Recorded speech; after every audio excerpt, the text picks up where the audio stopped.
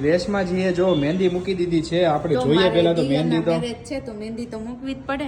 દિયરના મેરેજમાં મહેંદી હો, સ્પેશિયલ મહેંદી.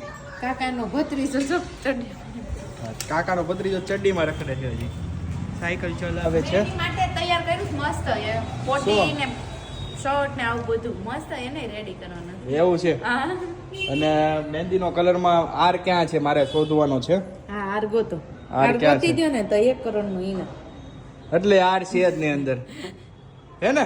હા ગોતો પણ આર છે જ નહીં એમ કહી દે. એના છે. ના ના નથી. હવે તારે મને 1 કરોડ રૂપિયા દેવાના. રેડી? આર કેમ નો લખાયો? મમનનો જોયું ને? હવે આ લગ્ન થઈ ગયા પછી છે ને આવો પ્રેમ હોય છે ભાઈ. આ વિવાહ પછીની વાતો છે. આ વિવાહ પછી જો આવું થાય છે. મહેંદીમાં આવે છે ને આર લખવાનું ભૂલી જાય છે. એટલે હવે આટલો પ્રેમ વિધો છે અમારા બંને વચ્ચે. એવું કર્યું હોય પણ મહેંદીનો કોણ ખલ્લાસ. જોયું ને?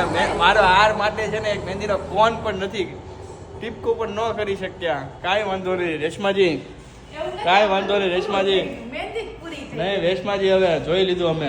મહેંદી